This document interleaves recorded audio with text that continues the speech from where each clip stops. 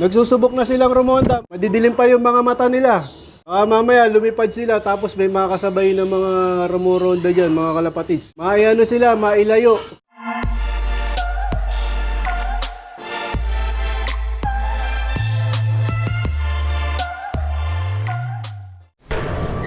Sakula!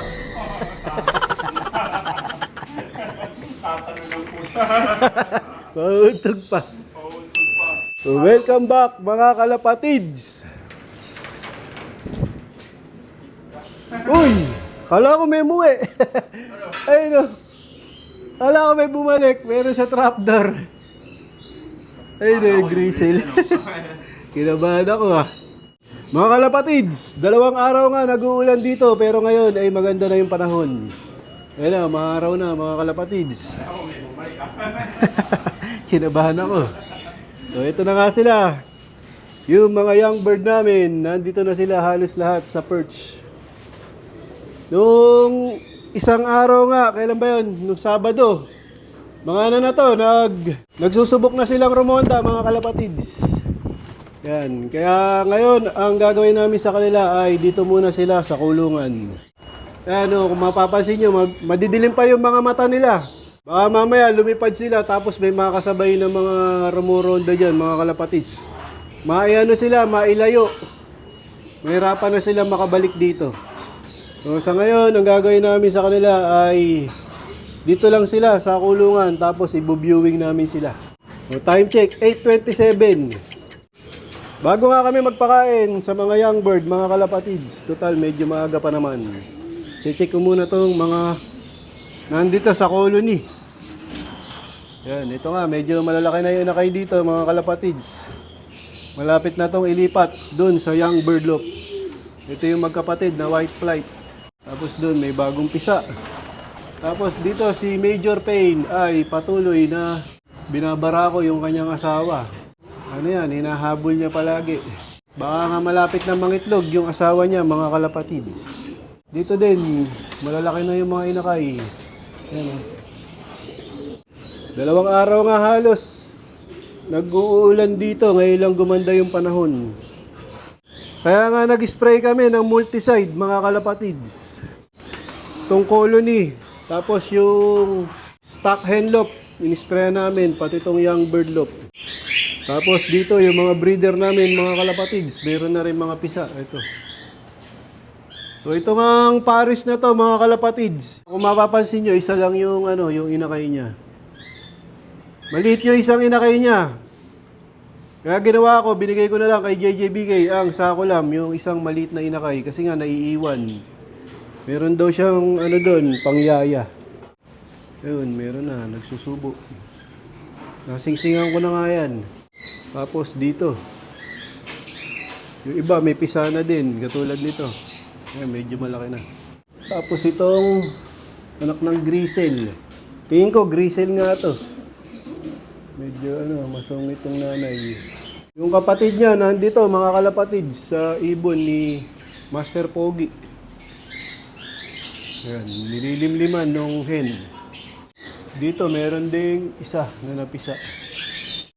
So nakaabang na nga yung aking mga young bird, mga kalapatids. Ayan, gutom na. Bigyan natin ng patuka. Siyempre, yung patuka niyan, walang iba kung hindi ang kalapatids. Breeder mix ni Boss Ronald Gonzales. Pagkatapos nga nila kumain, ibu-viewing naman namin sila. Babad sila doon hanggat gusto nila, mga kalapatids. O, hindi nga muna namin sila papalabasin sa landing board. Kasi nga mga kalapatids, nung huling pinalabas namin sila, nagpalipat-lipat sila ng bubong ng kapitbahay. Pero nakauwi naman sila. Kaya lang nakakatakot na pag ganitong edad. Madilim pa yung mga mata nila, baka biglang magulat, pumitik, at mapadpad sa malayo. Mahirapan silang makauwi. So, bali ang gagawin namin dito, mga kalapatids, dito lang muna sila. Puro viewing lang muna sila, mga kalapatids. Hanggang sa lumabas yung kulay ng mata nila. O hanggang maglaglag ng 2 primary sa pakpak nila.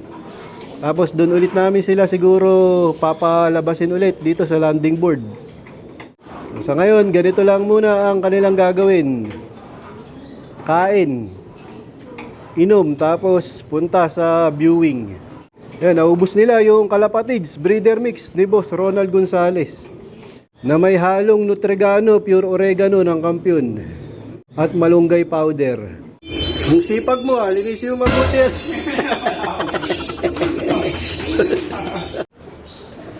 Dito nga sa colony mga kalapatids, dinagdagan ko ulit.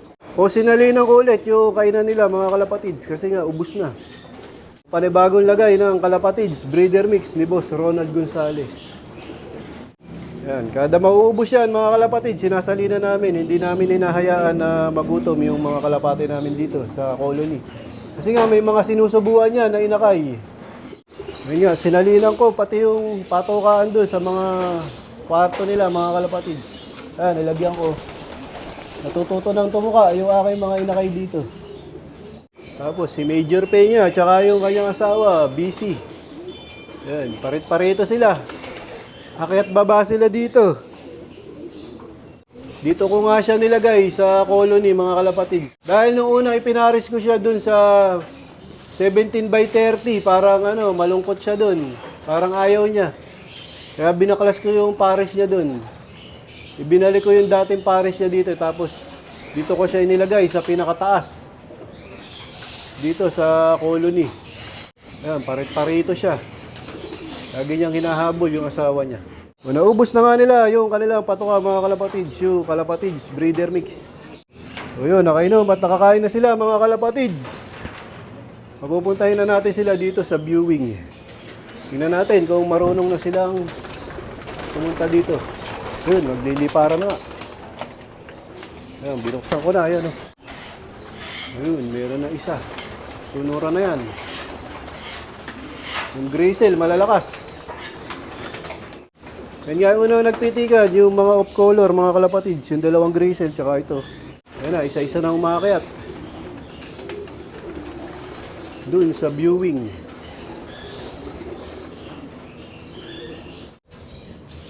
Ayun na nga sila mga kalapatids. Nasa viewing na. So dyan lang sila hanggang buong araw. Di muna sila papalabasin dito mga kalapatids.